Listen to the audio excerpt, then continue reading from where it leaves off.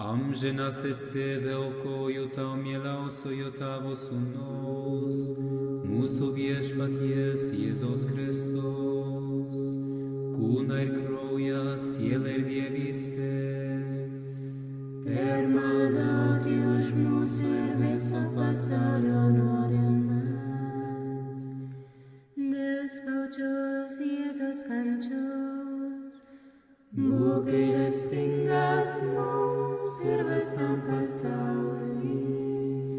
Dėl skaudžios Jėzos kančios, būk gailestingas mums ir visam pasauliui. Dėl skaudžios Jėzos kančios, būk gailestingas mums ir visam pasauliui. Dėl skaudžios Jėzos kančios, būk gailestingas mums ir visam pasauliui. Dėl skaudžios Jėzos kančios, būk gailestingas mums ir visam pasauliui. Dėl skaudžios Jėzos kančios, būk gailestingas mums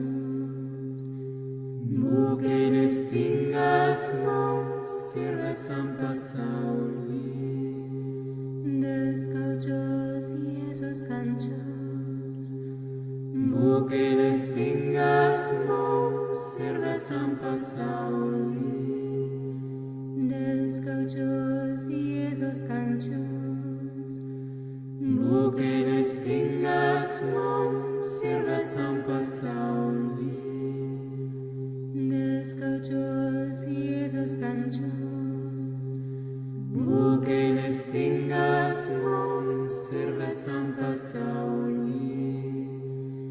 Dėl skaudžios Jėzos kančios, būk gailestingas mums ir visam pasauliui.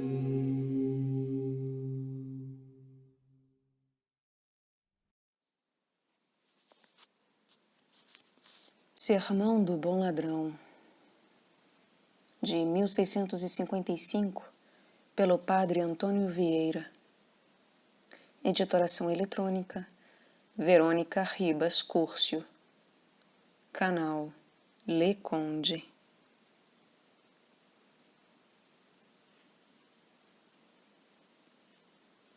Domini, memento mei, conveneris in regno tuum, odie mecum eris in paradiso. Senhor, lembra-te de mim quando entrares no teu reino. Hoje serás comigo no paraíso. Lucas capítulo 23, versículo 42.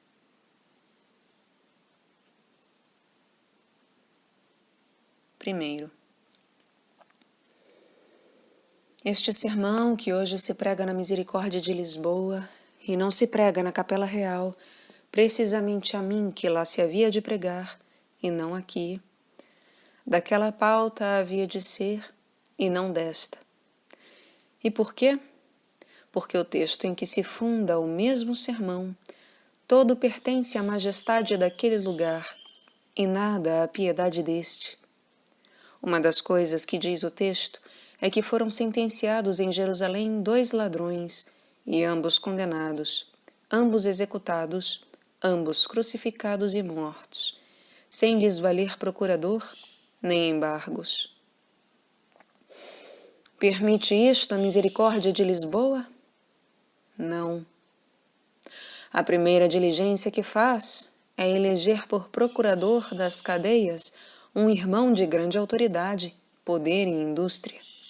E o primeiro timbre deste procurador é fazer honra de que nenhum malfeitor seja justiçado em seu tempo.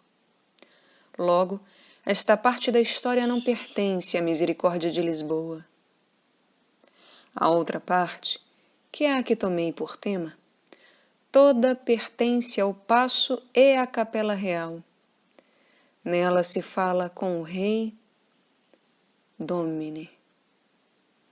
Nela se trata do seu reino, conveneris in regno tuum. Nela se lhe apresentam memoriais, memento mei.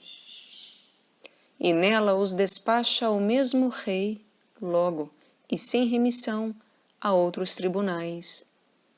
Odie mecum eris in paradiso.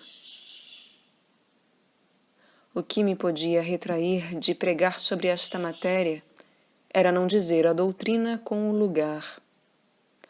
Mas deste escrúpulo, em que muitos pregadores não reparam, me livrou a pregação de Jonas. Não pregou Jonas no paço, senão pelas ruas de Nínive, cidade de mais longe que esta nossa. E diz o texto sagrado que logo a sua pregação chegou aos ouvidos do rei. Pervenit verbum ad regem. Jonas capítulo 3, versículo 6. Bem quisera eu que o que hoje determino pregar chegara a todos os reis, e mais ainda aos estrangeiros que aos nossos. Todos devem imitar ao Rei dos Reis, e todos têm muito que aprender nesta última ação de sua vida. Pediu o bom ladrão a Cristo que se lembrasse dele no seu reino. Domine, memento mei, conveneris in regno tuum. E a lembrança que o Senhor teve dele foi que ambos se vissem juntos no paraíso. Odie mecum eris in paradiso. Esta é a lembrança que devem ter todos os reis, e aqui eu quisera lhes persuadissem os que são ouvidos mais de perto. Que se lembrem não só de levar os ladrões ao paraíso, senão de os levar consigo, mecum. Nem os reis podem ir ao paraíso sem levar consigo os ladrões, nem os ladrões podem ir ao inferno sem levar consigo os reis. Isto é o que hei de pregar. Ave Maria. Segundo,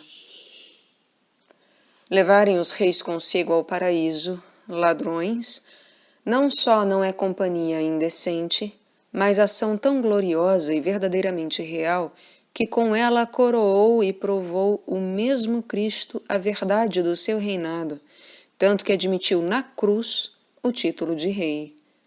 Mas o que vemos praticar em todos os reinos do mundo é tanto pelo contrário que, em vez de os reis levarem consigo os ladrões ao paraíso, os ladrões são os que levam consigo os reis ao inferno. E se isto é assim, como logo mostrarei com evidência, ninguém me pode estranhar a clareza ou publicidade com que falo e falarei, em matéria que envolve tão soberanos respeitos. Antes admirar o silêncio e condenar a desatenção com que os pregadores dissimulam uma tão necessária doutrina, sendo a que deveria ser mais ouvida e declamada nos púlpitos. Seja, pois, novo hoje o assunto, que deveria ser muito antigo e muito frequente, o qual eu prosseguirei tanto com maior esperança de produzir algum fruto, quanto vejo enobrecido o auditório presente com a autoridade de tantos ministros de todos os maiores tribunais, sobre cujo conselho e consciência se costumam descarregar as dos reis. Terceiro, e para que um discurso tão importante, tão grave, vá assentado sobre fundamentos sólidos e irrefragáveis, suponho primeiramente que sem restituição do alheio não pode haver salvação. Assim o resolvem com Santo Tomás todos os teólogos, e assim está definido no capítulo Se Res Aliena, com palavras tiradas de Santo Agostinho que são estas: Se res aliena propter quam peccatum est, redi potest, et non reditur, penitentia non agitur, sed simulatur. Si autem veraciter agitur non remittitur peccatum, nisi restituatur ablatum, si, ut dixt, restituiti potest. Quer dizer, se o alheio, que se tomou ou retém, se pode restituir e não se restitui, a penitência deste e dos outros pecados não é verdadeira penitência, senão simulada e fingida. Porque se não perdoa o pecado sem se restituir o roubado, quando quem o roubou tem possibilidade de o restituir. Esta única exceção da regra foi a felicidade do bom ladrão. E esta a razão por que ele se salvou. E também o mal se pudera salvar sem restituírem. Como ambos saíram do naufrágio desta vida despidos e pegados a um pau, só esta sua extrema pobreza os podia absolver dos latrocínios que tinham cometido, porque, impossibilitados a restituição, ficavam desobrigados dela. Porém, se o bom ladrão tivera bens com que restituir, ou em todo ou em parte, o que roubou, toda a sua fé e toda a sua penitência, tão celebrada dos santos, não bastara o salvar, se não restituísse. Duas coisas lhe faltavam a este venturoso homem para se salvar. Uma como ladrão que tinha sido, outra como cristão que começava a ser. Como ladrão que tinha sido, faltava-lhe com que restituir. Como cristão que começava a ser, faltava-lhe o batismo. Mas assim como o sangue que derramou na cruz lhe supriu o batismo, assim a sua desnudez e a sua impossibilidade lhe supriu a restituição, e por isso se salvou. Vejam agora, de caminho, os que roubaram na vida, e nem na vida, nem na morte restituíram, antes na morte testaram de muitos bens e deixaram grossas heranças a seus sucessores. Vejam onde irão ou terão ido suas almas, e se podiam salvar. Era tão rigoroso este preceito da restituição na lei velha que, se o que furtou não tinha com o que restituir, mandava Deus que fosse vendido e restituísse com o preço de si mesmo. Se non habuerit quod pro furto redat, ipsi venundabitur. Êxodo capítulo 22, versículo 3. De modo que, enquanto um homem era seu e possuidor de sua liberdade, posto que não tivesse outra coisa, até que não vendesse a própria pessoa e restituísse o que podia com o preço de si mesmo, não julgava a lei por impossibilitado a restituição, nem o desobrigava dela. Que uma tal lei fosse justa, não se pode duvidar, porque era a lei de Deus. E posto que o mesmo Deus, na lei da graça, derrogou esta circunstância de rigor, que era de direito positivo, porém na lei natural, que é indispensável e manda restituir a quem pode e tem com o que, tão fora esteve de variar ou moderar coisa alguma, que nem mesmo Cristo na cruz prometeria o paraíso ao ladrão, em tal caso, sem que primeiro restituísse. Ponhamos outro ladrão à vista deste e vejamos admiravelmente no juízo do mesmo Cristo a diferença de um caso a outro. Assim como Cristo, Senhor nosso, disse a Dimas, hoje serás comigo no paraíso, assim disse a Zaqueu, hoje entrou a salvação nesta tua casa. Mas o que muito se deve notar é que Dimas prometeu-lhe o Senhor a salvação logo, e a Zaqueu não logo, senão muito depois. E por quê, se ambos eram ladrões e ambos convertidos? Porque Dimas era ladrão pobre e não tinha com que restituir o que roubara. Zaqueu era ladrão rico e tinha muito com que restituir. Diz o evangelista, Zaqueu era um dos principais entre os publicanos, e pessoa rica. E ainda que ele o não dissera, o estado de um e outro ladrão o declarava assaz. Por quê? Porque Dimas era ladrão condenado. E se ele fora rico, claro está que não havia de chegar à forca. Porém, Zaqueu era ladrão tolerado, e a sua mesma riqueza era a imunidade que tinha para roubar sem castigo e ainda sem culpa. E como Dimas era ladrão pobre e não tinha com que restituir, também não tinha impedimento à sua salvação. E por isso Cristo lhe a concedeu no mesmo momento. Pelo contrário, Zaqueu, como era ladrão rico e tinha muito com que restituir, não lhe podia Cristo segurar a salvação antes que restituísse, e por isso lhe dilatou a promessa. A mesma narração do Evangelho é a melhor prova desta diferença. Conhecia Zaqueu a Cristo só por fama, e desejava muito vê-lo. Passou o Senhor pela sua terra, e como era pequeno de estatura, e o concurso muito, sem reparar na autoridade da pessoa e do ofício, subiu a uma árvore para ver, e não só viu, mas foi visto, e muito bem visto. Pois nele o Senhor, aqueles divinos olhos, chamou-o por seu nome e disse-lhe que se descesse logo da árvore, porque lhe importava ser seu hóspede naquele dia. Zaqueu, desce depressa, porque importa que eu fique hoje em tua casa. Entrou, pois, o Salvador em casa de Zaqueu. E aqui parece que cabia bem o dizer-lhe que então entrara a salvação em sua casa. Mas nem isto, nem outra palavra disse o Senhor. Recebeu-o Zaqueu e festejou a sua vinda com todas as demonstrações de alegria. Recebeu-o alegremente. E guardou o Senhor o mesmo silêncio. Assentou-se à mesa abundante de iguarias, e muito mais de boa vontade, que é o melhor prato para Cristo, e prosseguiu na mesma suspensão.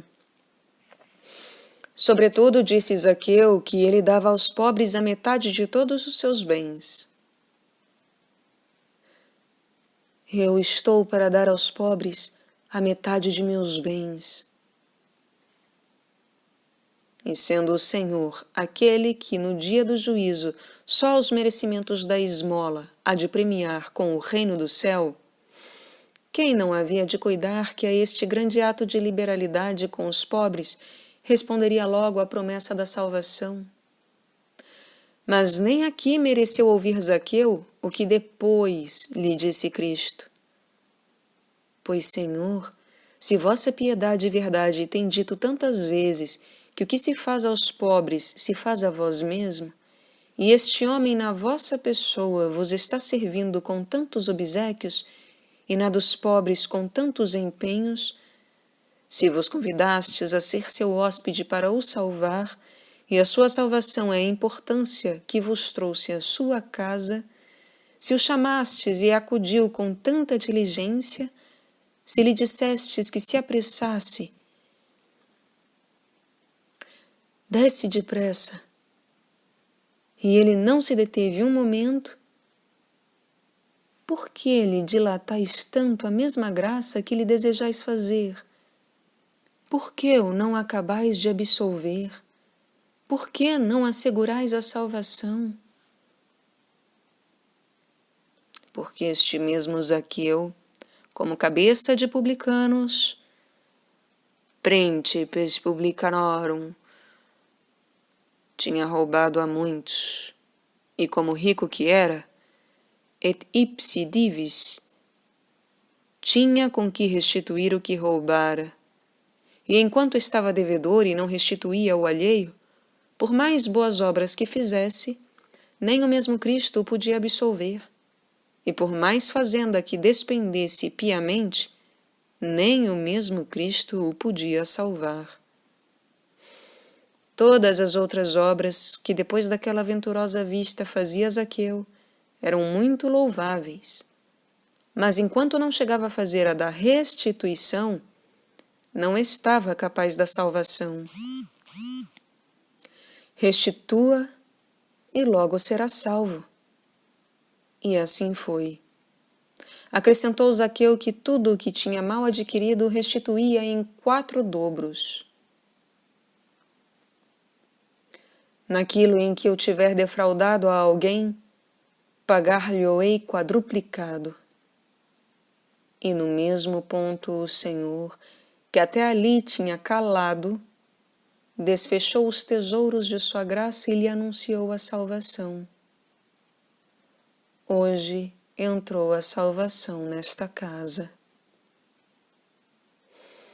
De sorte que, ainda que entrou o Salvador em casa de Zaqueu, a salvação ficou de fora, porque, enquanto não saiu da mesma casa a restituição, não podia entrar nela a salvação. A salvação não pode entrar sem se perdoar o pecado, e o pecado não se pode perdoar sem se restituir o roubado. Non dimittitur peccatum, nisi restituatur ablatum. 4. Suposta esta primeira verdade certa e infalível, a segunda coisa que suponho com a mesma certeza é que a restituição do alheio, sob pena da salvação, não só obriga aos súditos e particulares, senão também aos cetros e às coroas. Cuidam ou devem cuidar alguns príncipes que, assim como são superiores a todos, assim são senhores de tudo. E é engano. A lei da restituição é lei natural e lei divina. Enquanto lei natural obriga os reis, porque a natureza fez iguais a todos. E enquanto lei divina também os obriga, porque Deus, que os fez maiores que os outros, é maior que eles. Esta verdade só tem contra si a prática e o uso. Mas por parte deste mesmo uso argumenta assim Santo Tomás, o qual é hoje o meu doutor, e nestas matérias o de maior autoridade. A rapina, ou roubo, é tomar o alheio violentamente contra a vontade de seu dono. Os príncipes tomam muitas coisas a seus vassalos violentamente e contra sua vontade. Logo, parece que o roubo é lícito em alguns casos, porque, se dissermos que os príncipes pecam nisto, todos eles, ou quase todos eles, se condenariam. Fere homines principes dominarentur. Oh, que terrível e temerosa consequência, e quão digna de que a considerem profundamente os príncipes, e os que têm parte em suas resoluções e conselhos. Responde ao seu argumento mesmo o doutor Angélico, e, posto que não costumo molestar os ouvintes com latins largos, hei de referir as suas próprias palavras. Diz Santo Tomás, respondo, que se os príncipes tiram dos súditos o que segundo justiça lhes é devido para a conversação do bem comum, ainda que o executem com violência, não é rapina ou roubo. Porém, se os príncipes tomarem por violência o que se lhes não deve, é rapina e latrocínio. Donde se segue que estão obrigados à restituição, como os ladrões, e que pecam tanto mais gravemente que os mesmos ladrões, quanto é mais perigoso e mais comum o dano que ofendem à justiça pública, de que eles estão postos por defensores. Aqui, até acerca dos príncipes, o príncipe dos teólogos. E por que a palavra rapina e latrocínio, aplicada a sujeitos de suprema esfera, é tão alheia das lisonjas que estão acostumados a ouvir, que parece conter alguma dissonância, escusa tacitamente o meu modo de falar, E prova a sua doutrina, o santo doutor, com 2 textos alheios, um divino, do profeta Ezequiel, e outro pouco menos que divino, de Santo Agostinho. O texto de Ezequiel é parte do relatório das culpas, porque Deus castigou tão severamente os 2 reinos de Israel e Judá, um com o cativeiro dos assírios e outro com o dos babilônios. E a causa que dá, e muito pondera, é que os seus príncipes, em vez de guardarem os povos como pastores, os roubavam como lobos. Os seus príncipes eram no meio dela, como uns lobos que arrebatam a sua presa. Só 2 reis elegeu Deus por si mesmo, que foram Saul e Davi. E a ambos os tirou de pastores, para que, pela experiência dos rebanhos que guardavam, soubessem como haviam de tratar os vassalos. Mas seus sucessores, por ambição e cobiça, degeneraram tanto deste amor e deste cuidado que, em vez de os guardar e apacentar como ovelhas, os roubavam e comiam como lobos. Quasi lupi rapientes predam. O texto de Santo Agostinho fala geralmente de todos os reinos, em que são ordinárias semelhantes opressões e injustiças, e diz que entre os tais reinos e as covas dos ladrões, a que o santo chama latrocínios, só há uma diferença. E qual é? Que os reinos são latrocínios ou ladroeiras grandes, e os latrocínios, ou ladroeiras, são reinos pequenos. Sub lata justitia, quid sunt regna, nisi magna latrocinia. Quia et latrocinia quid sunt, nisi parva regna. É o que disse o outro pirata a Alexandre Magno. Navegava Alexandre em uma poderosa armada pelo mar Eritreu a conquistar a Índia, e como fosse trazido à sua presença um pirata que por ali andava roubando os pescadores, repreendeu-o muito Alexandre de andar em tão mau ofício. Porém ele, que não era medroso nem lerdo, respondeu assim: Basta, senhor, que eu, porque roubo em uma barca, sou ladrão, e vós, porque roubais em uma armada, sois imperador? Assim é. O roubar pouco é culpa. O roubar muito é grandeza. O roubar com pouco poder faz os piratas. O roubar com muito, os Alexandres. Mas Sêneca, que sabia bem distinguir as qualidades e interpretar as significações, a uns e outros definiu com o mesmo nome. Eodem loco poni latronem et piratam, corregem animum, latrones et pirati abenten. Se o rei de Macedônia ou qualquer outro fizer o que faz o ladrão e o pirata, o ladrão, o pirata e o rei, todos têm o mesmo lugar e merecem o mesmo nome. Quando li isto em Sêneca, não me admirei tanto de que um filósofo estoico se atrevesse a escrever uma tal sentença em Roma, reinando nela Nero. O que mais me admirou e quase envergonhou foi que os nossos oradores evangélicos, em tempo de príncipes católicos e timoratos, ou para a emenda ou para a cautela, não preguem a mesma doutrina. Saibam estes eloquentes mudos que mais ofendem os reis com o que calam que com o que disserem, porque a confiança com que isto se diz é sinal que lhes não toca e que se não podem ofender. E a cautela com que se cala é argumento de que se ofenderão, porque lhes pode tocar. Mas passemos brevemente à terceira e última suposição, que todas três são necessárias para chegarmos ao ponto. Quinto,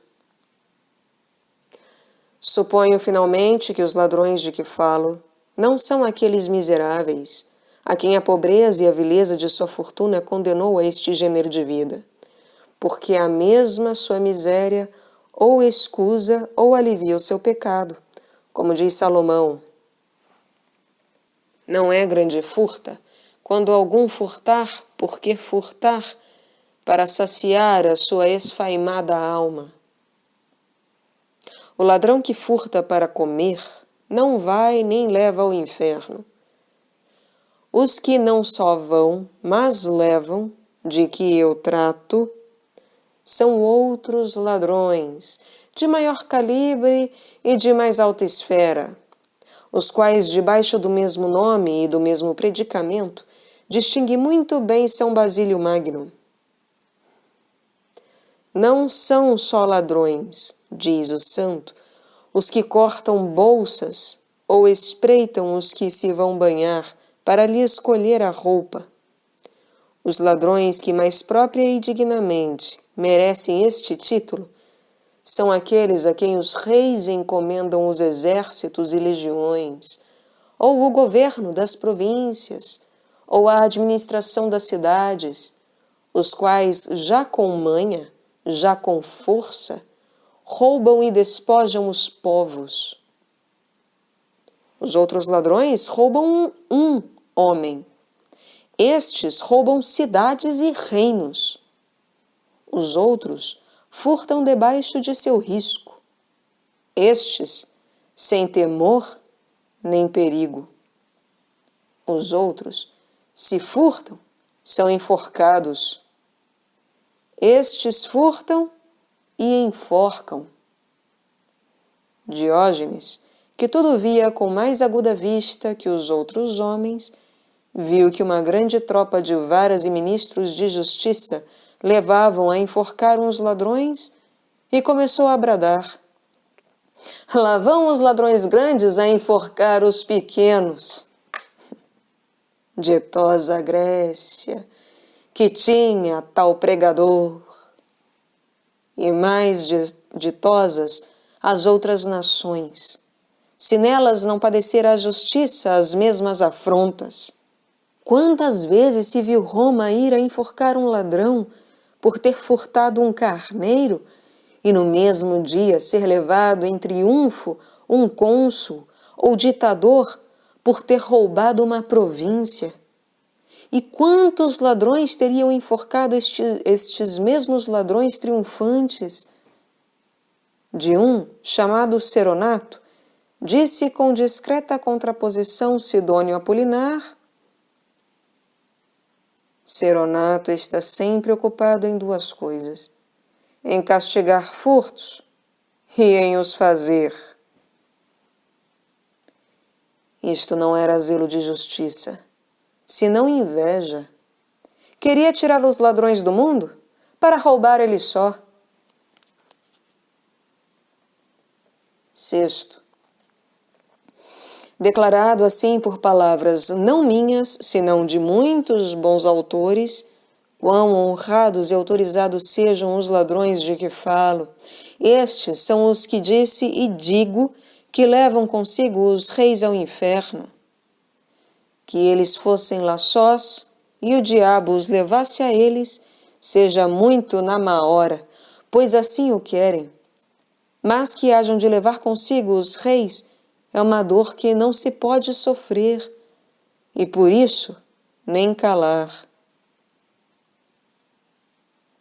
Mas se os reis tão fora estão de tomar o alheio, que antes eles são os roubados, e os mais roubados de todos, como levam ao inferno consigo estes maus ladrões a estes bons reis? Não por um só, senão por muitos modos, os quais parecem insensíveis e ocultos, e são muito claros e manifestos. O primeiro, porque os reis lhes dão os ofícios e poderes com que roubam. O segundo, porque os reis os conservam neles. O terceiro, porque os reis os adiantam e promovem a outros maiores. E, finalmente, porque, sendo os reis obrigados, sob pena de salvação, a restituir todos estes danos, nem na vida, nem na morte os restituem. E quem diz isso já se sabe que há de ser Santo Tomás. Faz questão Santo Tomás, se a pessoa que não furtou nem recebeu ou possui coisa alguma do furto, pode ter obrigação de o restituir. E não só resolve que sim, mas, para maior expressão do que vou dizendo, põe o exemplo nos reis. Vai o texto. Aquele que tem obrigação de impedir que não se furte, se o não impediu, fica obrigado a restituir o que se furtou. E até os príncipes, que por sua culpa deixarem crescer os ladrões, são obrigados à restituição, porquanto as rendas com que os povos os servem e assistem são como estipêndios instituídos e consignados por eles, para que os príncipes os guardem e mantenham em justiça. É tão natural e tão clara esta teologia que até Agamenão, rei gentil, a reconheceu quando disse: quem podendo não impede o pecado, ordena-o. E se nesta obrigação de restituir incorrem os príncipes pelos furtos que cometem os ladrões casuais e involuntários, que será pelos que eles mesmos e por própria eleição armaram de jurisdições e poderes com que roubam os mesmos povos? A atenção dos príncipes não é nem pode ser essa. Mas basta que esses oficiais, ou de guerra, ou de fazenda, ou de justiça, que cometem os roubos, sejam eleições e feituras suas, para que os príncipes hajam de pagar o que eles fizeram. Ponhamos o exemplo da culpa, onde a não pode haver. Pôs Deus a Adão no paraíso, com jurisdição e poder sobre todos os viventes, e com senhorio absoluto de todas as coisas criadas, exceto somente uma árvore. Faltavam-lhe poucas letras a Adão para ladrão, e ao fruto, para furto, não lhe faltava nenhuma. Enfim, ele e sua mulher, que muitas vezes são as terceiras, aquela só coisa que havia no mundo que não fosse sua, essa roubaram. Já temos a Adão eleito, já o temos como ofício, já o temos ladrão. E quem foi o que pagou o furto? Caso sobre todos admirável. Pagou o furto quem elegeu e quem deu o ofício ao ladrão. Quem elegeu e quem deu o ofício a Adão foi Deus. E Deus foi o que pagou o furto, tanto à sua custa, como sabemos. O mesmo Deus o disse assim, referindo o muito que lhe custara a satisfação do furto e dos danos dele. Paguei, então, o que não tinha roubado. Vistes o corpo humano de que me vesti, sendo Deus. Vistes o muito que padeci. Vistes o sangue que derramei. Vistes a morte a que fui condenado entre ladrões. Pois então, e com tudo isso, pagava o que não furtei. Adão foi o que furtou, e eu o que paguei. Paguei então o que não tinha roubado. Pois, Senhor meu, Que culpa teve vossa divina majestade no furto de Adão?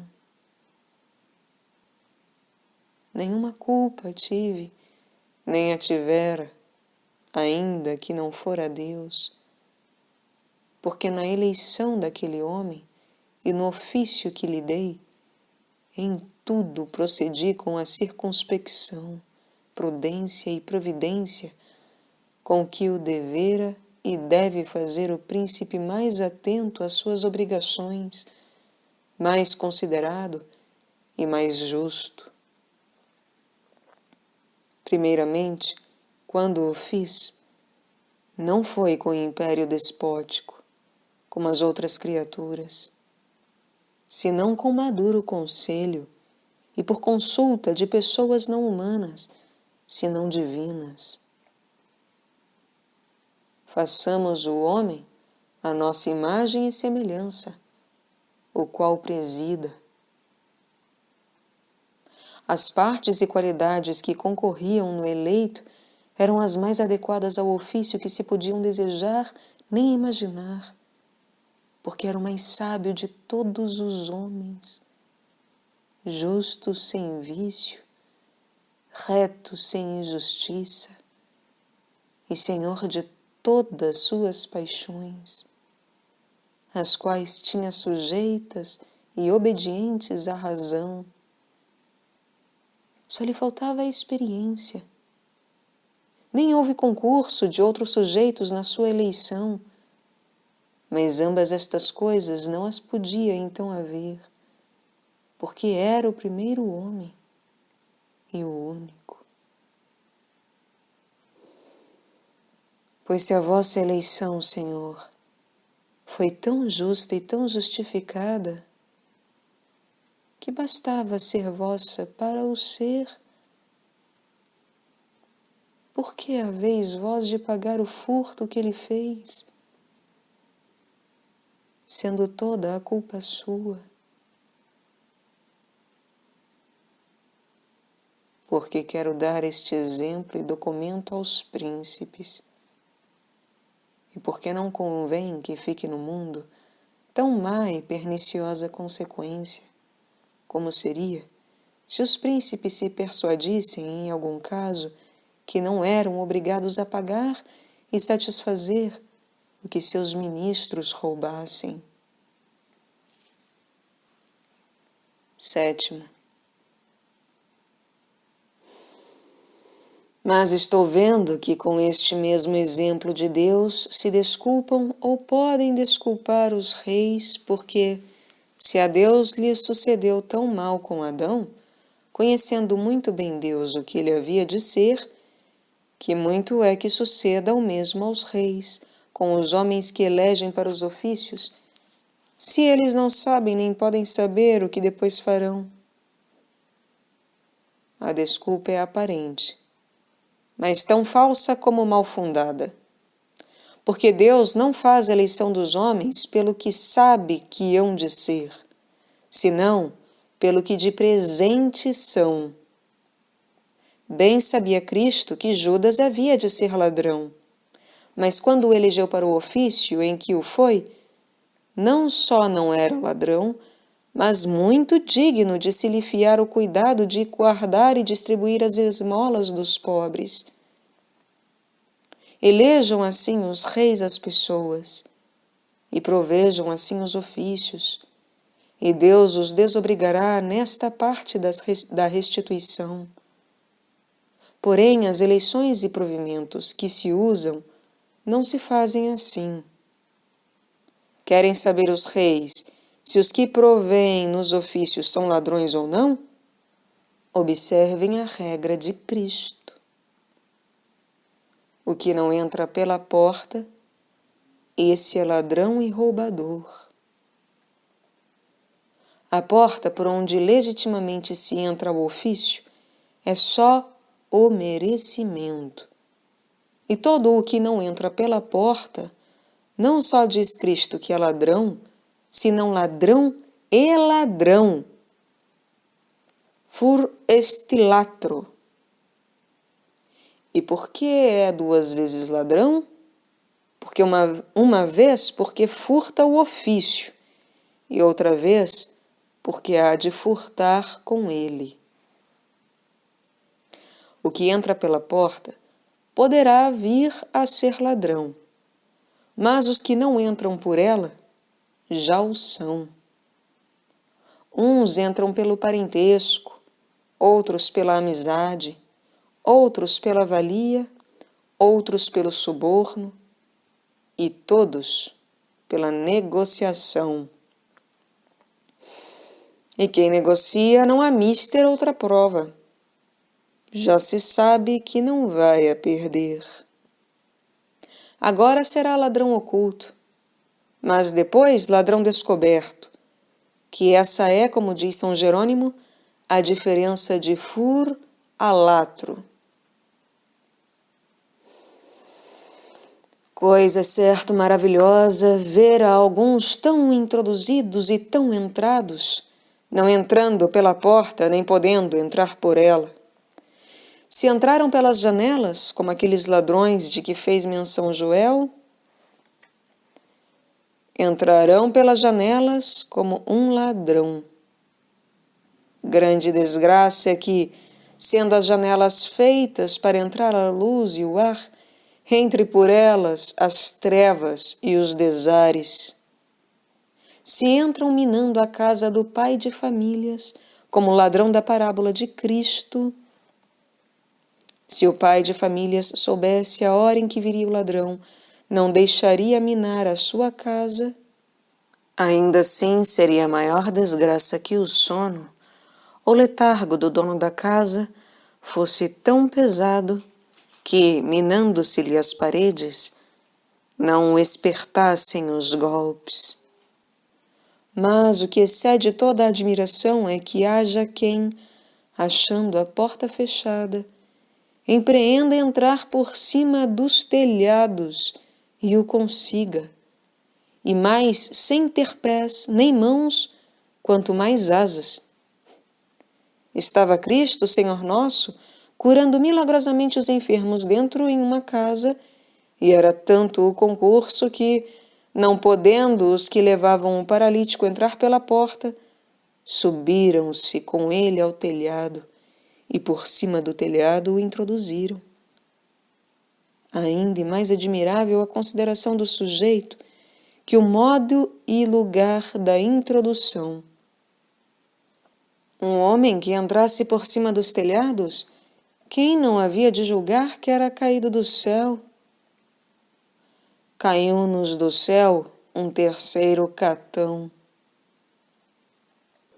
E o tal homem era um paralítico que não tinha pés, nem mãos, nem sentido, nem movimento, mas teve com que pagar a 4 homens, que o tomaram às costas e o subiram tão alto. E como os que trazem às costas semelhantes sujeitos estão tão pagos deles, que muitos é que digam e informem, posto que sejam tão incapazes, que lhes sobejam merecimentos por cima dos telhados. Como não podem alegar façanhas de quem não tem mãos? Dizem virtudes e bondades. Dizem que, com seus procedimentos, cativa a todos. E como não havia de cativar, se os comprou? Dizem que, fazendo sua obrigação, todos lhe ficam devendo dinheiro. E como lhe não hão de haver, se lhe o tomaram? Deixo os que sobem aos postos pelos cabelos, e não com as forças de Sansão, senão com os favores de Dalila.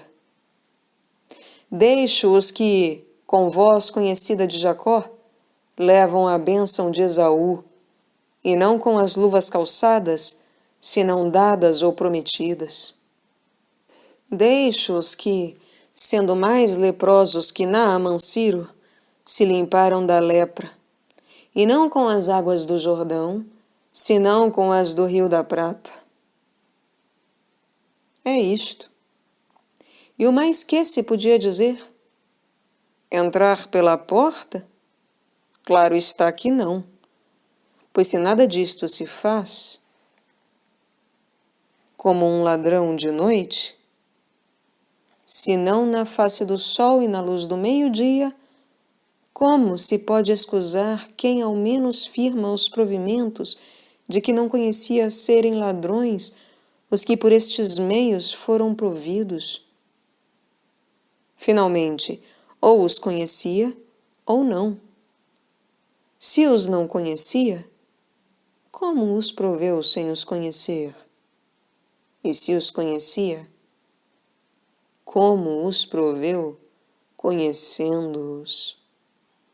Mas vamos aos providos com expresso conhecimento de suas qualidades. 8º. Dom Fulano, diz a piedade bem-intencionada, é um fidalgo pobre, dê-se-lhe um governo. E quantas impiedades, ou advertidas ou não, se contém nesta piedade? Se é pobre, dê-lhe uma esmola honesta com o nome de tença e tenha com o que viver. Mas porque é pobre, um governo, para que vá desempobrecer às custas dos que governar? Para que vá fazer muitos pobres a conta de tornar muito rico? Isto quer quem o elege por este motivo. Vamos aos do prêmio e também aos do castigo. Certo capitão mais antigo tem muitos anos de serviço. Dei-lhe uma fortaleza nas conquistas. Mas se estes anos de serviço assentam sobre um sujeito que os primeiros despojos que tomava na guerra eram a farda e a ração de seus próprios soldados, despidos e mortos de fome, que há de fazer em Sofala ou em Mascate? Tal graduado em leis leu com grande aplauso no paço. Porém, em 2 judicaturas e uma correição, não deu boa conta de si. Pois vá degradado para a Índia com uma beca. E se na Beira e Alentejo, onde não há diamantes nem rubis, se lhe pegavam as mãos a este doutor, que será na relação de Goa? Encomendou o rei Dom João III a São Francisco Xavier que o informasse do estado da Índia, por via de seu companheiro, que era mestre do príncipe. E o que o santo escreveu de lá, sem nomear ofícios nem pessoas, foi que o verbo furtar, na Índia, se conjugava por todos os modos. A frase parece jocosa em negócio tão sério, mas falou o servo de Deus como fala Deus, que em uma palavra diz tudo. Nicolau de Lira, sobre aquelas palavras de Daniel, despachou o rei Nabucodonosor correios para que se ajustem os sátrapas, os magistrados e os juízes. Declarando a etimologia de sátrapas, que eram os governadores das províncias, diz que este nome foi composto de sat e de rápio, furtar. Chamam-se sátrapas, porque costumam roubar assaz. E este assaz é o que especificou melhor São Francisco Xavier, dizendo que conjugam o verbo rápio, furtar, por todos os modos. O que eu posso acrescentar, pela experiência que tenho, é que não só do Cabo da Boa Esperança para lá, mas também das partes daquém, se usa igualmente a mesma conjugação. Conjugam por todos os modos o verbo furtar, porque furtam por todos os modos da arte, não falando em outros novos e esquisitos, que não conheceu Donato, nem Deus Pautério. Tanto que lá chegam, começam a furtar de modo indicativo, porque a primeira informação que pedem aos práticos é que lhes apontem e mostrem os caminhos por onde podem abarcar tudo. Furtam pelo modo imperativo, porque, como têm um mero e misto império, todo ele aplicam despoticamente as execuções da rapina. Furtam pelo modo mandativo, porque aceitam quanto lhes mandam, e, para que mandem todos, os que não mandam não são aceitos. Furtam pelo modo optativo, porque desejam quanto lhes parece bem, e, gabando as coisas desejadas aos donos delas, por cortesia, sem vontade, as fazem suas. Furtam pelo modo conjuntivo, porque ajuntam o seu pouco cabedal com o daqueles que manejam muito, e basta só que ajuntem a sua graça para serem, quando menos, meeiros na ganância. Furtam pelo modo potencial, porque, sem pretexto nem cerimônia, usam de potência. Furtam pelo modo permissivo, porque permitem que outros furtem, e estes compram as permissões. Furtam pelo modo infinitivo, porque não tem o fim o furtar com o fim do governo, e sempre lá deixam raízes em que se vão continuando os furtos. Estes mesmos modos conjugam por todas as pessoas, porque a primeira pessoa do verbo é a sua, as segundas, os seus criados, e as terceiras, quantas para isso têm indústria e consciência. Furtam juntamente por todos os tempos, porque do presente, que é o seu tempo, colhem enquanto dá de si o triênio.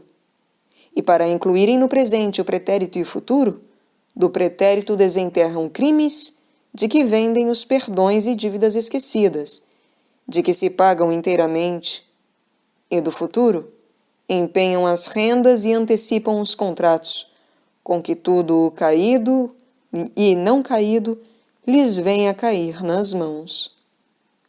Finalmente, nos mesmos tempos, não lhes escapam os imperfeitos, perfeitos, mais que perfeitos e quaisquer outros, porque furtam, furtaram, furtavam, furtariam e haveriam de furtar mais, se mais houvesse.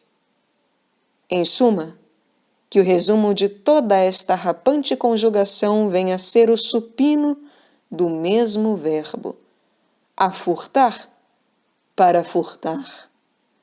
E quando eles têm conjugado assim toda a voz ativa e as miseráveis províncias suportado toda a passiva, eles, como se tiveram feito grandes serviços, tornam carregados de despojos e ricos, e elas ficam roubadas e consumidas. É certo que os reis não querem isto. Antes mandam em seus regimentos tudo o contrário. Mas como as patentes se dão aos gramáticos dessas conjugações, tão peritos ou tão cadimos nelas, que outros efeitos se podem esperar dos seus governos? Cada patente destas, em própria significação, vem a ser uma licença geral in scriptis, ou um passaporte para furtar. Em Holanda, onde há tantos armadores de corsários, repartem-se as costas da África, da Ásia e da América com tempo limitado, e nenhum pode sair a roubar sem passaporte, a que chamam carta de marca. Isso mesmo valem as provisões, quando se dão aos que eram mais dignos da marca que da carta. Por mar padecem os moradores das conquistas a pirataria dos corsários estrangeiros, que é contingente. Na terra, suportam a dos naturais, que é certa e infalível. E se alguém duvida qual seja maior, note a diferença de uns a outros. O pirata do mar não rouba aos da sua república. Os da terra roubam os vassalos do mesmo rei, em cujas mãos juraram homenagem. Do corsário do mar posso me defender. Aos da terra não posso resistir. Do corsário do mar posso fugir. Dos da terra não posso esconder. O corsário do mar depende dos ventos. Os da terra sempre têm por si a monção. Enfim, o corsário do mar pode o que pode. Os da terra podem o que querem. E por isso, nenhuma presa lhes escapa. Se houvesse um ladrão onipotente, que vos parece que faria a cobiça junto com a onipotência? Pois é isso o que fazem estes corsários. 9. Dos que obram o contrário com singular inteireza de justiça e limpeza de interesse, alguns exemplos temos, posto que poucos. Mas folgara eu saber quantos exemplos há, não digo já dos que fossem injustiçados como tão insignes ladrões, mas dos que fossem privados do governo por estes roubos. Pois, se eles furtam com os ofícios, e os consentem e conservam nos mesmos ofícios, como não hão de levar consigo ao inferno os que os consentem? O meu Santo Tomás o diz, e alega com o texto de São Paulo: são dignos de morte, não somente os que estas coisas fazem, senão também os que consentem aos que as fazem. E porque o rigor deste texto se entende não de qualquer sentidor, senão daqueles que, por razão de seu ofício ou estado, têm obrigação de impedir, faz logo a mesma limitação o santo doutor e põe o exemplo nomeadamente nos príncipes. Somente, porém, quando obriga a alguém ex ofício, como aos príncipes da terra. Verdadeiramente, não sei como não reparam muito os príncipes em matéria de tanta importância, e como os não fazem reparar os que no foro exterior, ou no da alma, têm cargo de descarregar suas consciências. Vejam uns e outros como a todos ensinou Cristo, que o ladrão que furta com o ofício nem um momento se há de consentir ou conservar nele. Havia um senhor rico, diz o Divino Mestre, o qual tinha um criado, que com ofício de ecônomo ou administrador, governava as suas herdades. Tal é o nome no original grego, que responde ao vilico da Vulgata.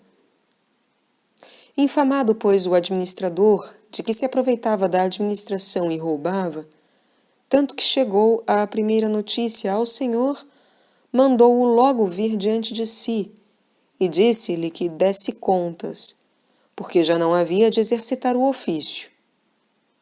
Ainda a resolução foi mais apertada, porque não só disse que não havia, senão que não podia. Pois já não podereis ser meu feitor.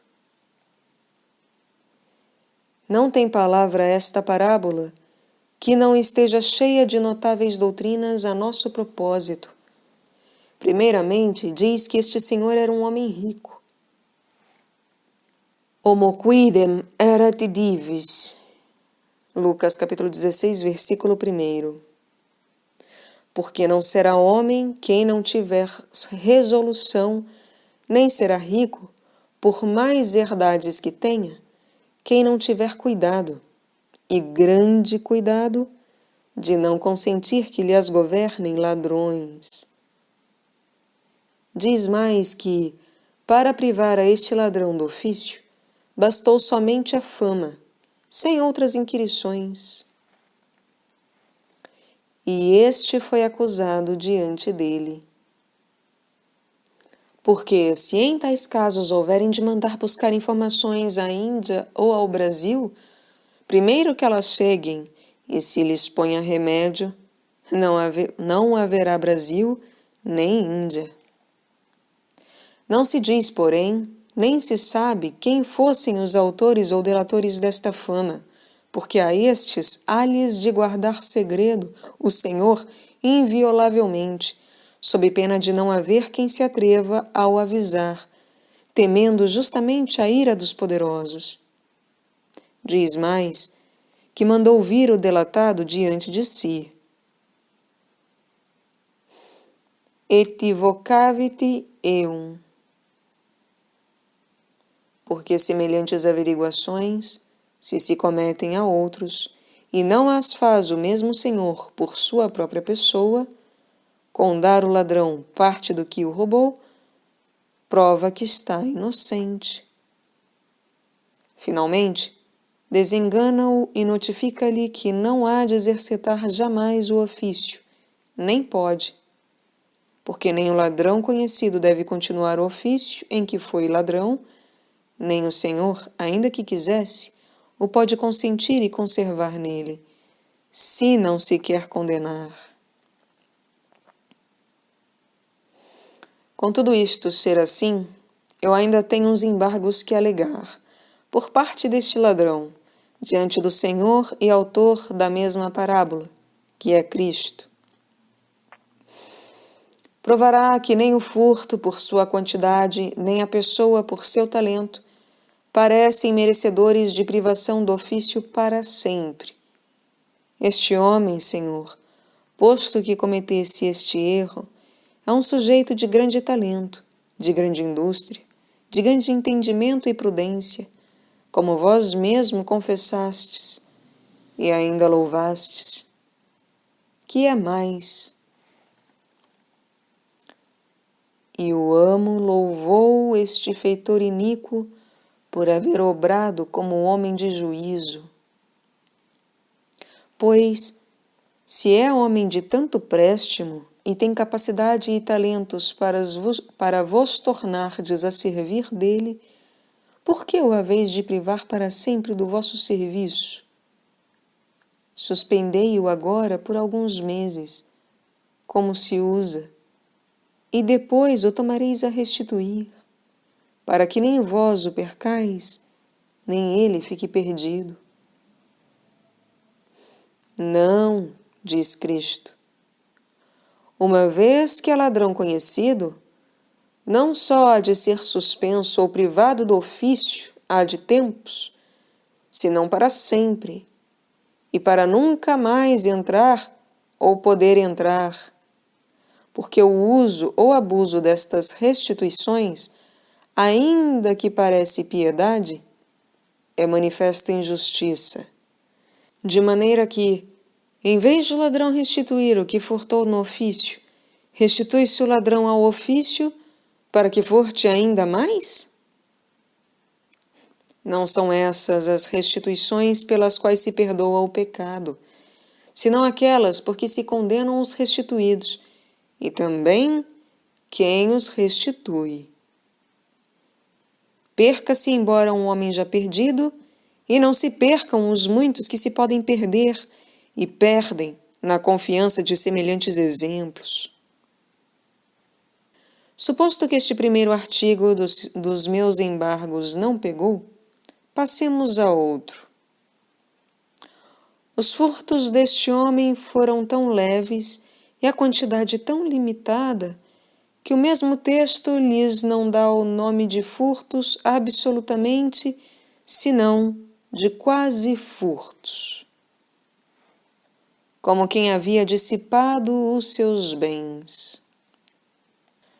Pois em um mundo, Senhor, e em um tempo em que se vêem tolerados nos ofícios tantos ladrões e premiados, que é mais, os mais que ladrões, será bem que seja privado do seu ofício e privado para sempre um homem que só chegou a ser quase ladrão? Sim, torna a dizer Cristo, para a emenda dos mesmos tempos e para que conheça o mesmo mundo quão errado vai. Assim como nas matérias do sexto mandamento, teologicamente não há mínimos, assim os deve não haver politicamente nas matérias do sétimo, porque quem furtou e se desonrou no pouco, muito mais facilmente o fará no muito. E se não, vede-o neste mesmo quase ladrão.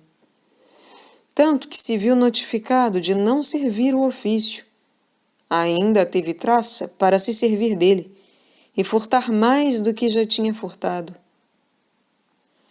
Manda chamar muito à pressa os rendeiros, rompe os escritos das dívidas, faz outros de novo com antedatas e as diminui à metade, a outros à quinta parte, e por este modo, roubando ao tempo os dias, às escrituras a verdade e ao amo o dinheiro, aquele que só tinha sido quase ladrão, enquanto encartado no ofício, com a opinião que só tinha de o ter, foi mais que ladrão depois.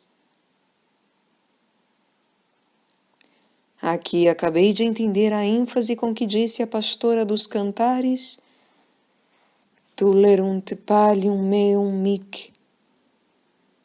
Tomaram-me a minha capa a mim.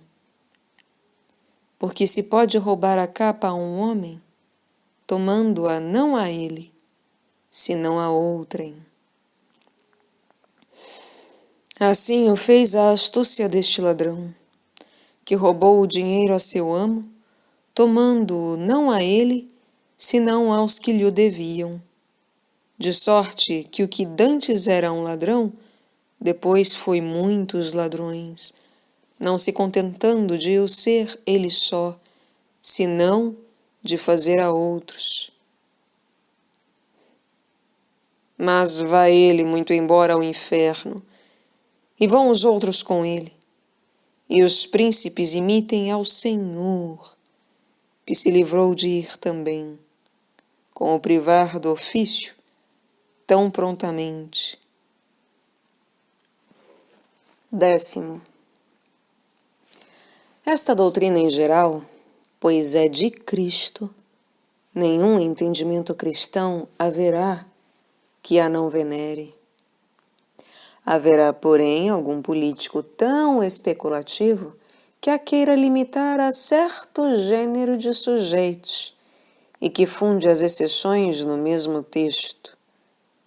O sujeito em que se fez esta execução chama-lhe o texto vílico.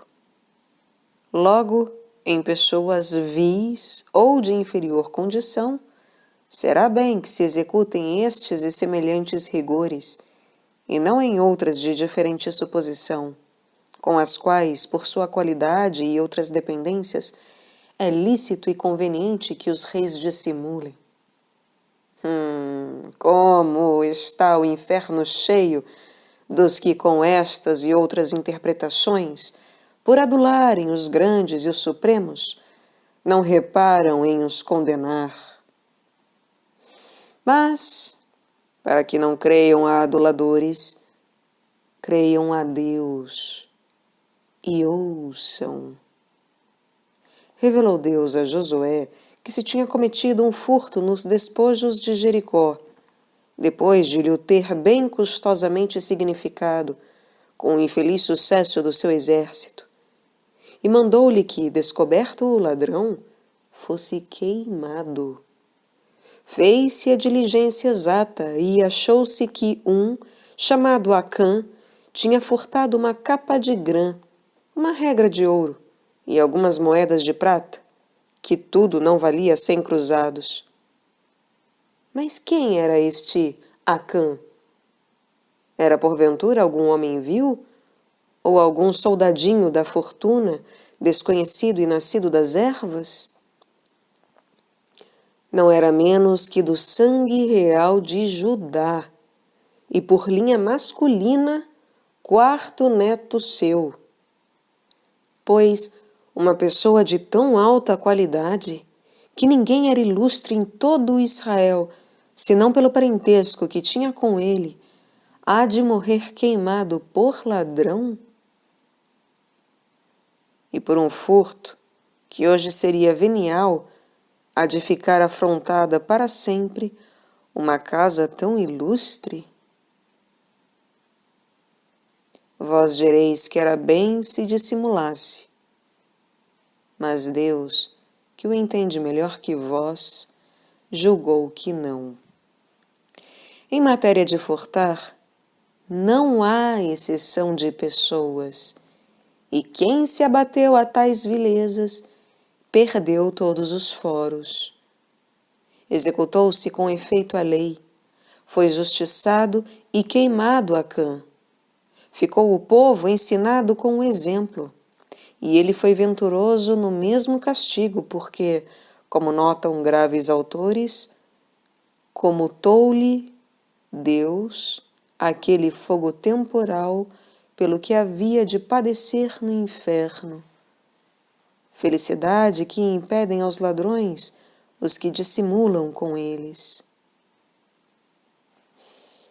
E quanto à dissimulação que se diz devem ter os reis com pessoas de grande suposição, de quem talvez depende a conservação do bem público e são muito necessárias a seu serviço, respondo com distinção. Quando o delito é digno de morte, pode-se dissimular o castigo e conceder-se às tais pessoas a vida. Mas quando o caso é de furto, não se lhes pode dissimular a ocasião, mas logo devem ser privadas do posto. Ambas estas circunstâncias concorreram no crime de Adão. Pôs-lhe Deus preceito que não comesse da árvore vedada, sob pena de que morreria no mesmo dia. Em qualquer dia que comeres dele, morrerás de morte.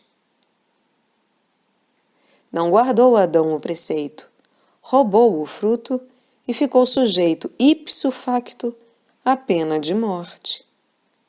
Mas que fez Deus nesse caso? Lançou-o logo do paraíso e concedeu-lhe a vida por muitos anos, pois, se Deus o lançou do paraíso pelo furto que tinha cometido, por que não executou também nele a pena de morte a que ficou sujeito? Porque da vida de Adão dependia a conservação e propagação do mundo, e quando as pessoas são de tanta importância e tão necessárias ao bem público, justo é que, ainda que mereçam a morte, se lhes permita e conceda a vida. Porém, se juntamente são ladrões, de nenhum modo se pode consentir nem dissimular que continuem no posto e lugar onde o foram, para que não continuem a o ser. Assim o fez Deus, e assim o disse. Pôs um querubim com uma espada de fogo à porta do paraíso, com ordem que de nenhum modo deixasse entrar a Adão. E por quê? Porque assim como tinha furtado da árvore da ciência, não furtasse também da árvore da vida. Para que não suceda que ele lance a sua mão e tome também da árvore da vida. Quem foi mau uma vez, presume o direito que o será outras, e que o será sempre. Saia, pois, Adão do lugar onde furtou, e não torne a entrar nele, para que não tenha ocasião de fazer outros furtos, como fez o primeiro. E notai que Adão, depois de ser privado do paraíso, viveu 930 anos, pois a um homem castigado e arrependido não lhe bastaram 100 anos de privação do posto, não lhe bastaram 200 ou 300? Não. Ainda que haja de viver 900 anos e houvesse de viver 9.000, uma vez que roubou, é conhecido por ladrão. Nunca mais deve ser restituído, nem há de entrar no mesmo posto.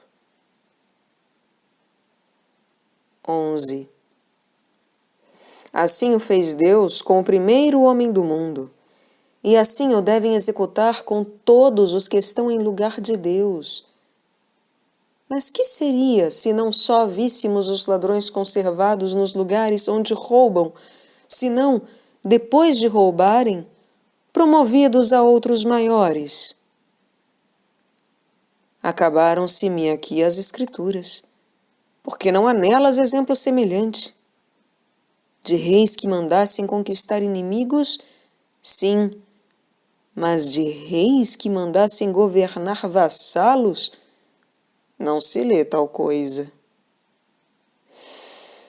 Os Assueros, os Nabucos, os Ciros, que dilatavam por armas os seus impérios, desta maneira premiavam a capitães, acrescentando impostos os que mais se sinalavam em destruir cidades e acumular despojos. E daqui se faziam os Nabuzardões, os Holofernes e os outros flagelos do mundo. Porém, os reis, que tratam os vassalos como seus, e os estados, posto que distantes, como fazenda própria e não alheia, lede o Evangelho e vereis quais são os sujeitos, e quão úteis a quem encomendam o governo deles. Um rei, diz Cristo, Senhor nosso, fazendo a ausência do seu reino a conquista de outro, encomendou a administração da sua fazenda a 3 criados. O primeiro acrescentou-a 10 vezes mais do que era. E o rei, depois de o louvar, o promoveu ao governo de 10 cidades. Está bem, servo bom, porque foste fiel no pouco, serás governador de 10 cidades. O segundo também acrescentou a parte que lhe coube 5 vezes mais, e com a mesma proporção o fez o rei governador de 5 cidades. Sê tu também governador de 5 cidades. De sorte que os que o rei acrescenta e deve acrescentar nos governos, segundo a doutrina de Cristo, são os que acrescentam a fazenda do mesmo rei, e não a sua. Mas vamos ao terceiro criado. Este tornou a entregar quanto o rei lhe tinha encomendado, sem diminuição alguma, mas também sem melhoramento, e no mesmo ponto, sem mais réplica, foi privado da administração. Tirai-lhe o marco de prata. Oh, que ditosos foram os nossos tempos, se as culpas, porque este criado foi privado do ofício, foram os serviços e merecimentos, porque os de agora são acrescentados. Se o que não tomou R$1 para si e deixou as coisas no estado em que lhe as entregaram, merece privação do cargo, os que as deixam destruídas e perdidas, e tão diminuídas e desbaratadas, que já não têm semelhança do que foram, que merecem? Merecem que os despachem, que os acrescentem e que lhes encarreguem outras maiores, para que também as consumam e tudo se acabe? Eu cuidava que, assim como Cristo introduziu na sua parábola 2 criados que acrescentaram a fazenda do rei e um que a não acrescentou, assim havia de introduzir outro que a roubasse, com que ficava a divisão inteira. Mas não introduziu o Divino Mestre tal criado, porque falava de um rei prudente e justo, e os que têm essas qualidades, como devem ter, sob pena de não serem reis, nem admitem em seu serviço, nem fiam a sua fazenda a sujeitos que lhe a possam roubar. Há algum que não lhe acrescente? Poderá ser, mas um só. Porém, a quem lhe roube, ou a sua, ou a dos seus vassalos, que não deve distinguir da sua, não é justo, nem reis quem tal consente. E que seria se estes, depois de roubarem uma cidade, fossem promovidos ao governo de 5, e depois de roubarem 5, ao governo de 10? Que mais havia de fazer um príncipe cristão, se fora como aqueles príncipes infiéis, de quem diz Isaías: os teus príncipes são rebeldes e companheiros de ladrões. Isaías capítulo 1, versículo 23. Os príncipes de Jerusalém não são fiéis, senão infiéis, porque são companheiros dos ladrões. Pois saiba o profeta que há príncipes fiéis e cristãos que ainda são mais miseráveis e mais infelizes que estes, porque um príncipe que entrasse em companhia com os ladrões havia de ter também a sua parte no que se roubasse.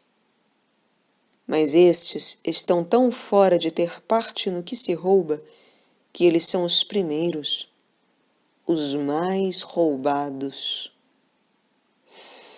Pois se são os roubados estes príncipes, como são ou podem ser companheiros dos mesmos ladrões?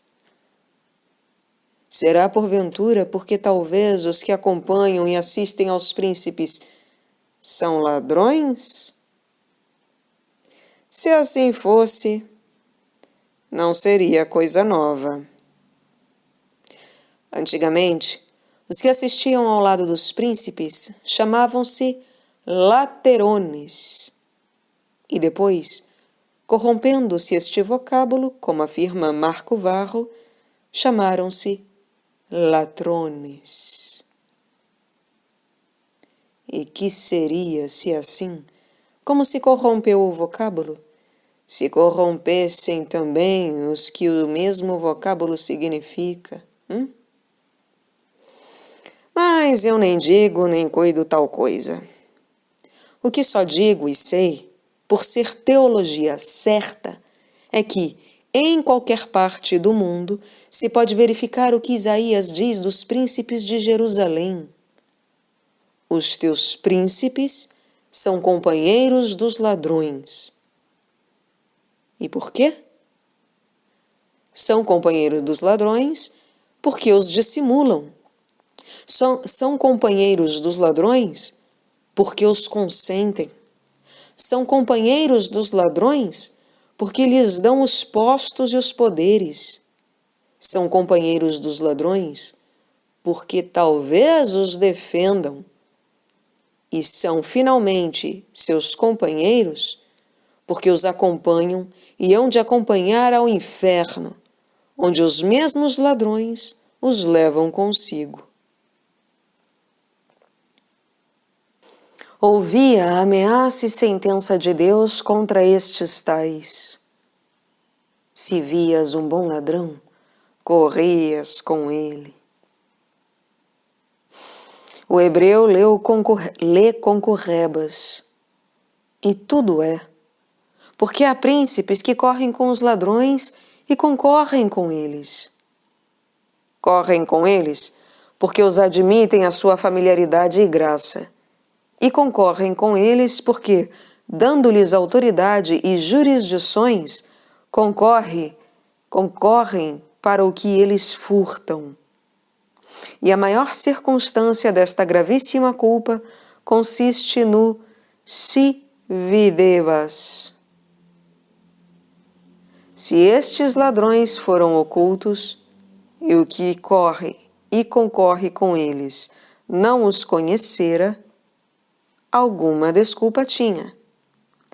Mas se eles são ladrões públicos e conhecidos, se roubam sem rebuço e a cara descoberta, se todos os veem roubar, e mesmo que os consente e apoia o está vendo, Si videbas furem,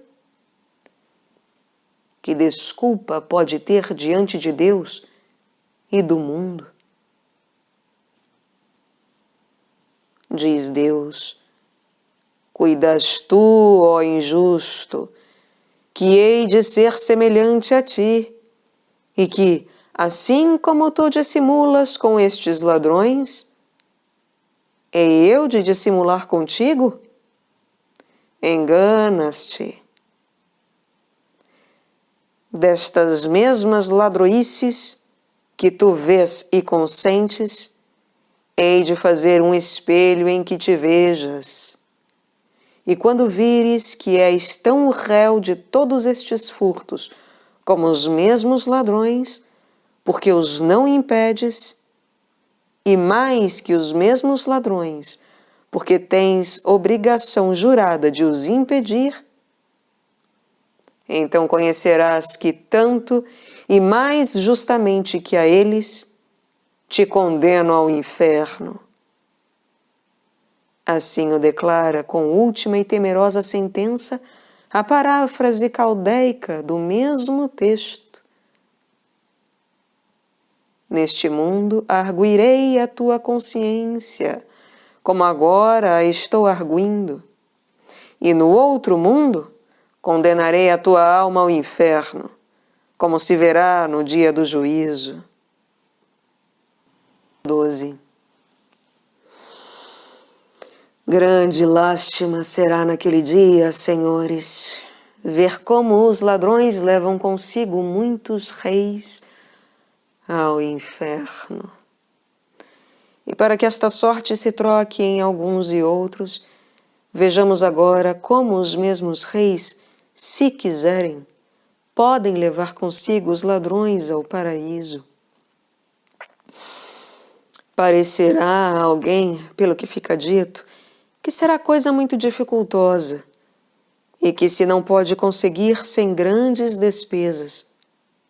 Mas eu vos afirmo e mostrarei brevemente que é coisa muito fácil e que sem nenhuma despesa de sua fazenda, antes, com muitos aumentos dela, o podem fazer os reis. E de que modo? Com uma palavra, mas palavra de rei, mandando que os mesmos ladrões, os quais não costumam restituir, restituam efetivamente tudo o que roubaram. Executando assim, salvar-se-ão os ladrões e salvar-se-ão os reis.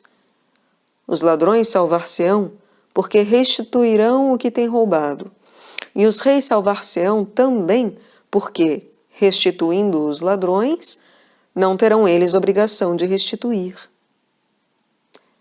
Pode haver ação mais justa, mais útil e mais necessária a todos? Só quem não tiver fé, nem consciência, nem juízo, o pode negar.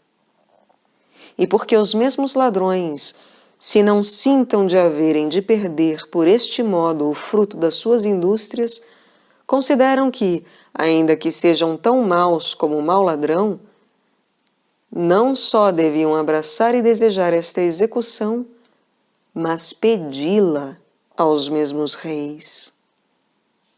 O bom ladrão pediu a Cristo, como a rei, que se lembrasse dele no seu reino. E o mau ladrão, que lhe pediu? Se sois o rei prometido, como crê meu companheiro, salvai-vos a vós e a nós.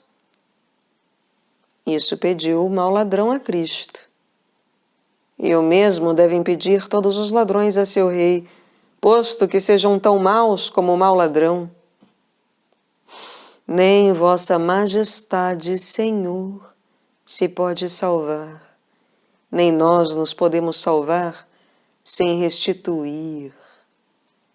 Nós não temos ânimo nem valor para fazer a restituição, como nenhum a faz, nem na vida, nem na morte.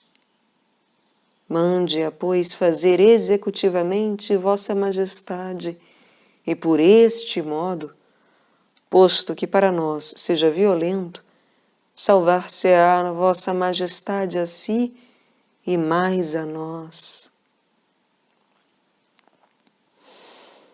Salvum fac temetipsum et nos.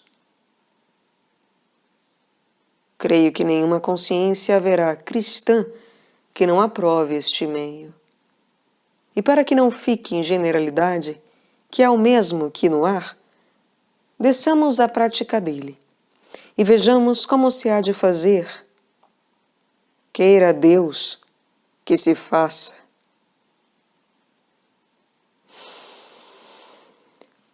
O que costumam furtar nesses ofícios e governos os ladrões de que falamos? Ou é a fazenda real, ou a dos particulares. E uma e outra têm obrigação de restituir depois de roubada, não só os ladrões que a roubaram, senão também os reis, ou seja, porque dissimularam e consentiram os furtos quando se faziam, ou somente, que isto basta, por serem sabedores deles depois de feitos. E aqui se deve advertir uma notável diferença em que se não repara entre a fazenda dos reis e dos particulares. Os particulares, se lhes roubam a sua fazenda, não só não são obrigados à restituição, antes terão nisso grande merecimento, se o levarem com paciência, e podem perdoar o furto a quem os roubou. Os reis são de muito pior condição nesta parte, porque, depois de roubados, têm eles obrigação de restituir a própria fazenda roubada. Nem a podem diminuir ou perdoar aos que a roubaram. A razão da diferença é porque a fazenda do particular é sua. A do rei não é sua, senão da República. E assim como o depositário ou tutor não pode deixar alienar a fazenda que lhe está encomendada e teria obrigação de a restituir, assim tem a mesma obrigação o rei, que é tutor, e como depositário dos bens e erário da República, a qual seria obrigado a gravar com novos tributos, se deixasse alienar ou perder as suas rendas ordinárias. O modo, pois, com que as restituições da fazenda real se podem fazer facilmente, ensinou aos reis um monge, o qual, assim como soube furtar, soube também restituir. Refere o caso Maiolo, Crâncio e outros. Chamava-se o monge Frei Teodorico, e porque era homem de grande inteligência e indústria, cometeu-lhe o imperador Carlos V algumas negociações de importância, em que ele se aproveitou de maneira que competia em riquezas com os grandes senhores. Advertido o imperador, mandou-o chamar à sua presença, e disse-lhe que se lhe aparelhasse para dar contas. Que faria o pobre ou rico monge? Respondeu, sem se assustar, que já estava aparelhado, que naquele mesmo ponto as daria, e disse assim: Eu, César, entrei no serviço de Vossa Majestade com este hábito, e 10 ou 12 tostões na bolsa, da esmola das minhas missas. Deixe-me, Vossa Majestade, o meu hábito e os meus tostões, e tudo mais que possuo. Mande-o, Vossa Majestade, receber, que é seu, e tenho dado contas. Com tanta facilidade como isto, fez a sua restituição o monge, e ele ficou aguardando os seus votos, e o imperador a sua fazenda. Reis e príncipes mal servidos, se quereis salvar a alma e recuperar a fazenda, introduzi, sem exceção de pessoas, as restituições de Frei Teodorico. Saiba-se com que entrou cada um. O demais torne para donde saiu, e salvem-se todos. 13.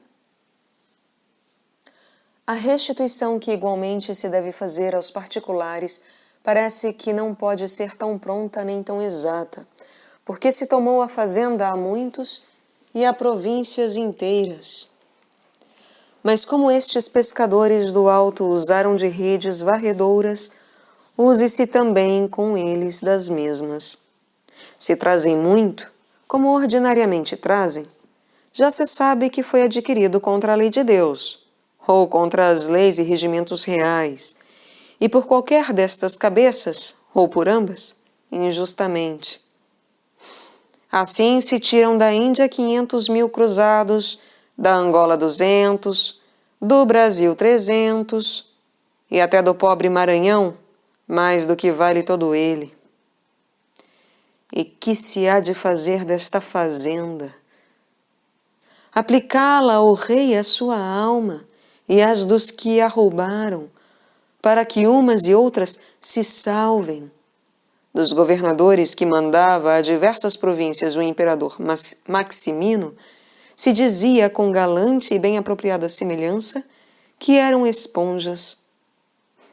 A traça ou astúcia com que usava destes instrumentos era toda encaminhada a fartar a sede da sua cobiça, porque eles, como esponjas, chupavam das províncias que governavam tudo quanto podiam, e o imperador, quando tornavam, espremiam as esponjas e tomavam para o fisco real quanto tinham roubado, com que ele ficava rico e eles castigados. Uma coisa fazia mal este imperador, outra bem, e faltava-lhe a melhor. Em mandar governadores às províncias homens que fossem esponjas, fazia mal. Em exprimir as esponjas quando tornavam e lhes confiscar o que traziam, fazia bem, e justamente. Mas faltava-lhe a melhor, como injusto e tirano que era, porque tudo o que exprimia das esponjas não havia de tomar para si, senão restituí-lo às mesmas províncias donde se tinha roubado. Isto é o que são obrigados a fazer em consciência os reis que se desejam salvar, e não cuidar que satisfazem ao zelo e obrigação da justiça, como mandar prender em um castelo que roubou a cidade, a província, o estado. Que importa que por alguns dias ou meses se lhe dê esta sombra de castigo, se passados eles se vai lograr do que trouxe roubado, e os que padeceram os danos não são restituídos. Há nesta que parece justiça um engano gravíssimo, com que nem o castigado, nem o que castiga se livram da condenação eterna. E para que se entenda e queira entender este engano, é necessário que se declare: quem tomou o alheio fica sujeito a duas satisfações: a pena da lei e a restituição do que tomou. Na pena, pode dispensar o rei como legislador. Na restituição, não pode, porque é indispensável. E obra-se tanto pelo contrário, ainda quando se faz ou se cuida que se faça justiça, que só se executa a pena, ou alguma parte da pena, e a restituição não lembra, nem se faz dela caso. Acabemos com Santo Tomás. Põe o santo doutor em questão: Utrum sufficiat restituiere simpli quod injusti hablatum est? Se, para satisfazer a restituição, basta restituir outro tanto quanto foi o que se tomou. E, depois de resolver que basta, porque a restituição é ato de justiça, e a justiça consiste em igualdade, argumenta contra a mesma resolução com a lei do capítulo 22 do Êxodo, em que Deus manda que quem furtasse um boi restituísse 5. Logo, ou não basta restituir tanto por tanto, senão muito mais do que se furtou, ou, se basta, como está resoluto, de que modo se há de entender esta lei? Há de se entender, diz o santo, distinguindo na mesma lei duas partes, uma enquanto lei natural, pelo que pertence à restituição, e outra enquanto lei positiva, pelo que pertence à pena. A lei natural, para guardar a igualdade do dano, só manda que se restitua tanto por tanto. A lei positiva, para castigar o crime do furto, acrescentou em pena mais 4 anos, e por isso manda pagar 5 por 1.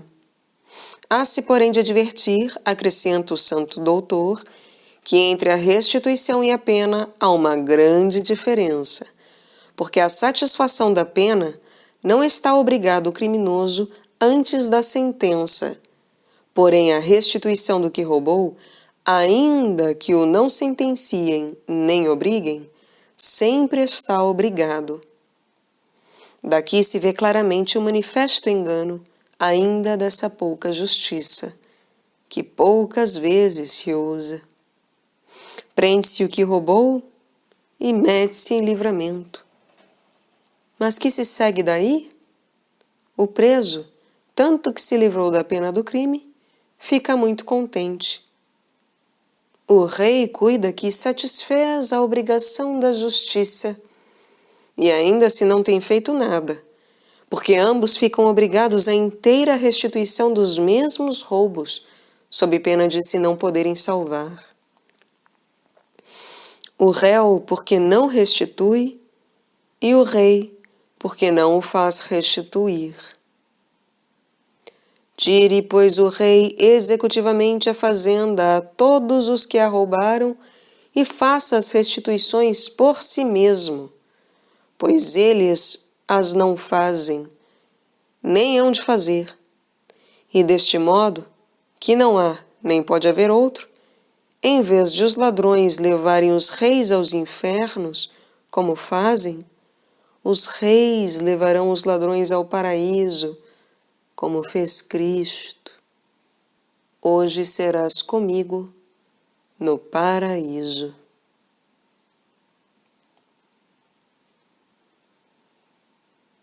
XIV.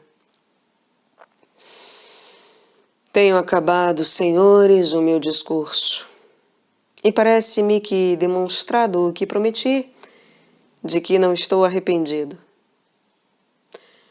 Se a alguém pareceu que me atrevi a dizer o que fora mais reverência calar, respondo com santo Hilário.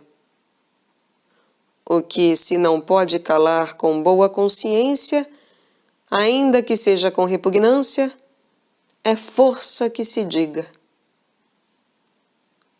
O vinte coroado era aquele a quem o Batista disse: não te é lícito. E coroado também, posto que não ouvinte, aquele a quem Cristo mandou dizer: dizei a esse raposo. Assim o fez animosamente Jeremias, porque era mandado por pregador aos reis de Judá e aos seus príncipes. E se Isaías o tivera feito assim, não se arrependera depois, quando disse: ai de mim, porque me calei. Os médicos dos reis, com tanta e maior liberdade, lhes devem receitar a eles o que importa à sua saúde e vida, como aos que curam nos hospitais. Nos particulares, cura-se um homem. Nos reis, toda a república.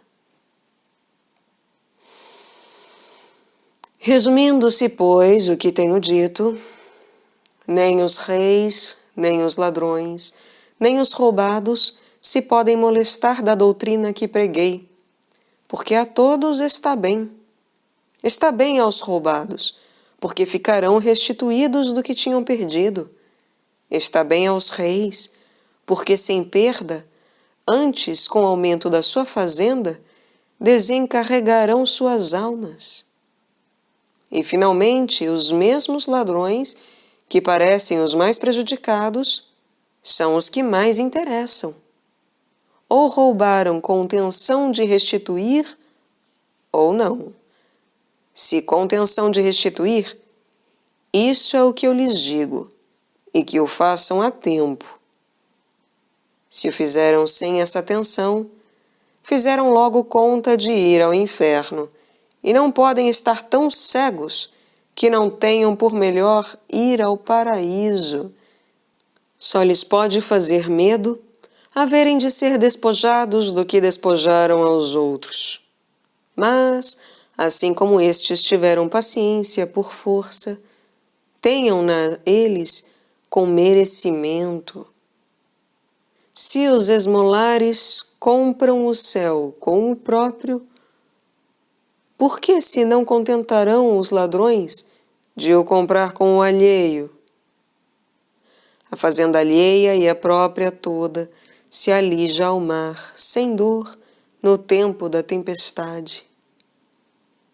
E quem há que, salvando-se do naufrágio a nado e despido, não mande pintar a sua boa fortuna e a dedique aos altares com ação de graças?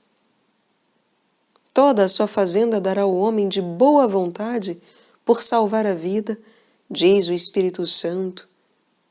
E quanto de melhor vontade deve dar a fazenda, que não é sua, por salvar não a vida temporal, senão a eterna?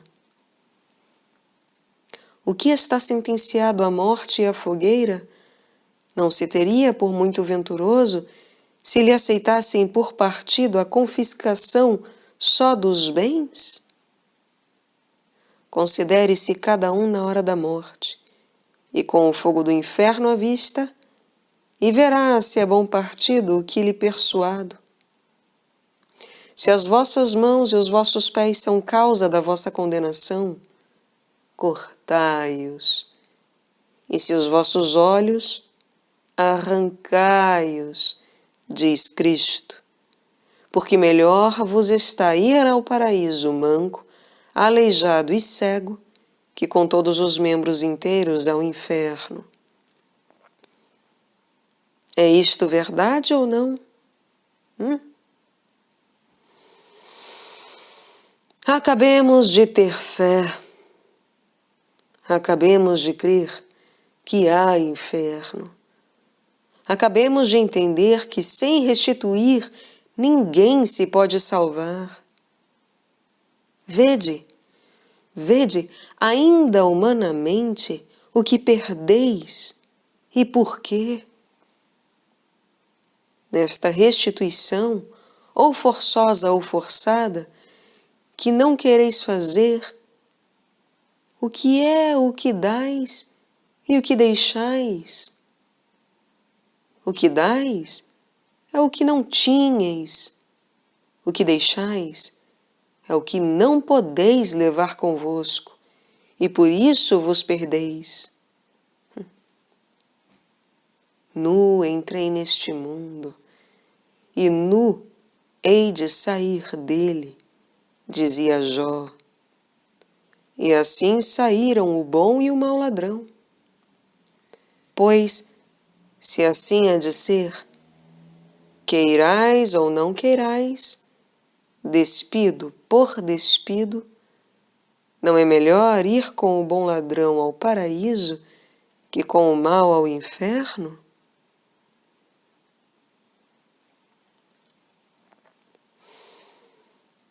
Rei dos reis e Senhor dos senhores, que morrestes entre ladrões para apagar o furto do primeiro ladrão, e o primeiro a quem prometestes o paraíso foi outro ladrão, para que os ladrões e os reis se salvem. Ensinai com o vosso exemplo e inspirai com vossa graça a todos os reis que, não elegendo, nem dissimulando, nem consentindo, nem aumentando ladrões, de tal maneira impidam os furtos futuros e façam restituir os passados, que em lugar de os ladrões os levarem consigo, como levam ao inferno, levem eles consigo os ladrões ao paraíso, como vós fizestes hoje. Hoje serás comigo no paraíso.